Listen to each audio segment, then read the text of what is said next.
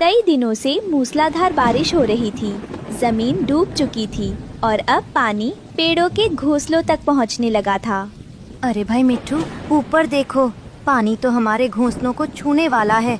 अब हमारे अंडे और बच्चे कैसे बचेंगे? ओह, तुम ठीक कह रहे हो कालू। मेरी तोती तो बच्चों को लेकर सुबह से रो रही है। पेड़ की टहनियाँ भी कमजोर हो रही हैं। मिट्ठू जी, कुछ कीजिए। अगर ये पेड़ गिर गया तो हम सब बेघर हो जाएंगे।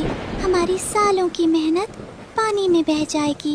मैंने तो तिनका तिनका जोड़कर इतना सुंदर घोंसला बनाया था, पर इस तेज धार के आगे तो सब बिखर रहा है। कोई हमारी मदद करो।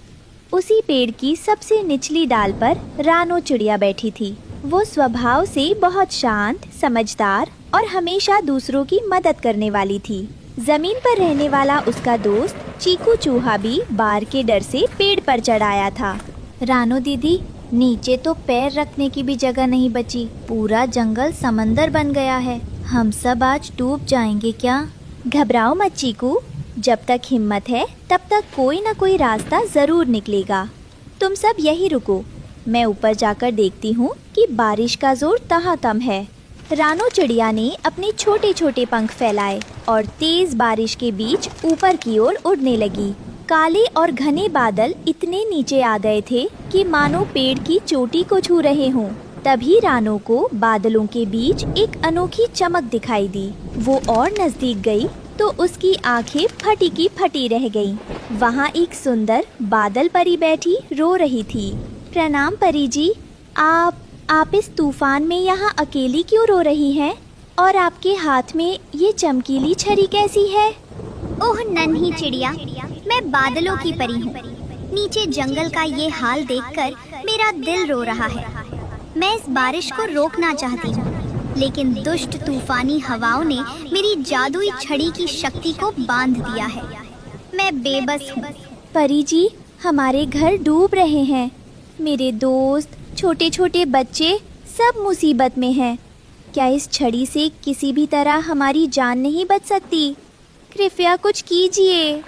सुनो रानो, तुम्हारी निस्वार्थ भावना देखकर मैं तुम्हें ये जादुई छड़ी सौंपती हूँ। इसकी मदद से तुम इन नीचे झुकते बादलों को छू सकती हो।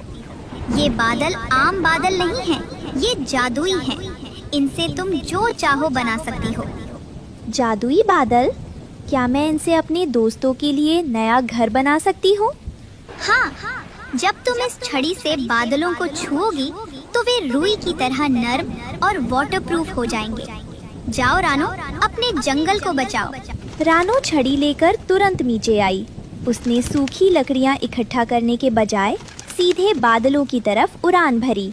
उसने अपनी जादुई छड़ी से एक बड़े काले बादल को छुआ। अरे वाह, मुझे किसने छुआ? मुझे तो बहुत गुदगुदी हो रही है। नन्ही चिड़िया, तुम्हें मुझसे क्या चाहिए? बादल भैया, मुझे आपके शरीर का एक छोटा सा टुकड़ा चाहिए। मुझे अपने दोस्तों को डूबने से बचाना है। तुम्हारी सोच बहुत सुंदर है रानो। ये लो, मेरा सबसे नर्म और मजबूत हिस्सा ले जाओ। रानो ने छड़ी घुमाई और बादल का एक बड़ा सा टुकड़ा टूटकर उसके हाथ में आ गया। वो दिखने में सफेद रुई जैसा था, लेकिन छूने में बहुत मजबूत और पूरी तरह सूखा था। रानो ने उस बादल के टुकड़ों को आपस में बुनना शुरू ही किया था कि अचानक आसमान में एक भयानक गड़गड़ाहट हुई। वहाँ घमंडी और खड़ूस काला बादल अपनी बिजली करकाते हुए आ धमका। ए छोटी चिड़िया, तेरी इतनी हिम्मत? इस आसमान में सिर्फ मेरा राज चलता है। तू मेरे इलाके से बादलों के टुकड़े चुरा कर क्या कर रही है? चल, इन्हें वापस रख। मैं इन्हें चुरा नहीं रही हूँ खरूस बादल भैया। दयालु सफेद बादल ने अपनी मर्जी से ये टुकड़े मुझे दिए हैं। नीचे पूरा जंगल डूब रहा है। मुझे अपने दोस्तों की जान बचानी है। जान बचानी है? मैं तो इस पूरे जंगल को मटियामेट करने आया हूँ। जब तक मैं यहाँ हूँ तब तक कोई नहीं बचेगा। मैं इस पानी से सबके घोंसले बहा दूंगा। तू हट यहाँ से, नहीं तो अपनी बिजली से तुझे यहीं भस्म कर दूंगा। आप जितने भी खरूस बन जाए, मैं आपके इस बुरे इरादे को पूरा नहीं होने दूंगी। एक सिर्फ विनाश करना जानते हैं। लेकिन इस जादुई छड़ी में बचाने की शक्ति है। अच्छा, तो इतनी सी चिड़िया मुझे चुनौती दे रही है। हाँ, ये ले मेरी तेज बर्फीली हवा का झोंका और कड़कती बिजली। देखता हूँ तू अपना घर कैसे बुनती है। खरूस काले बादल ने जोर से फूंक मारी और बर्फीले तूफान के थपेड़े रानो पर छोड़ दिए। रानो के पंख कांपने लगे, लेकिन उसने हिम्मत नहीं हारी। उसने जादुई छड़ी हवा में घुमाई, जिससे एक सुरक्षा कवच बन गया और खरूस बादल की हवाएं उससे टकराकर वापस लौट गई। देखा खरूस बादल जी, जब तक मेरे मन में दूसरों को बचाने का नेक इरादा है, आपकी ये नफरत की हवा मेरा कुछ नहीं बिगाड़ सकती।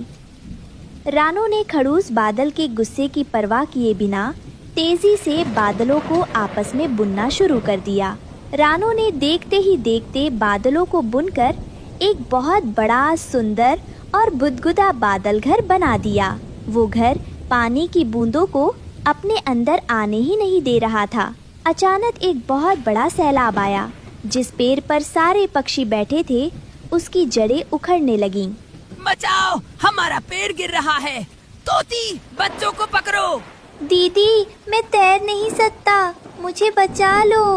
हे भगवान, अब हमारा क्या होगा? जैसे ही पेड़ गिरा, सारे पक्षी पानी में गिरने ही वाले थे कि तभी रानो चिड़िया अपना जादुई बादल घर लेकर ठीक उनके नीचे आ गई।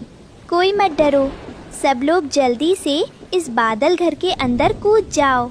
चीकू, तुम मेरी पीठ पर बैठो।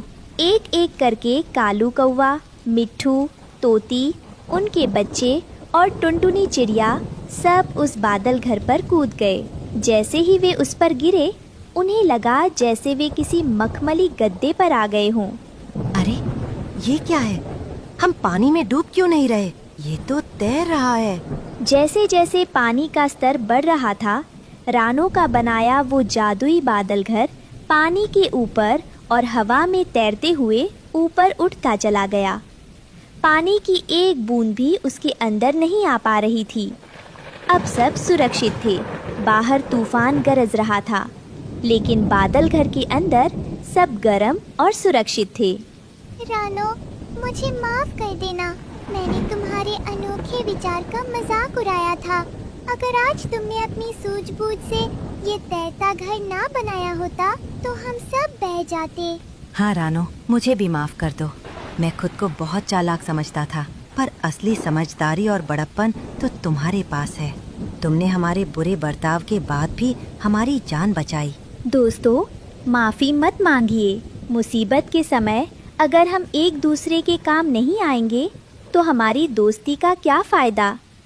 और याद रखिए, जब पुराने रास्ते बंद हो जाएं, तो डरने के बजाय लीक से हटकर कुछ नया सोचना चाहिए। वाह रानो दीदी, आपका ये बादल घर तो किसी जन्नत से कम नहीं है। अब तो मुझे इस बाढ़ से भी डर नहीं लग रहा।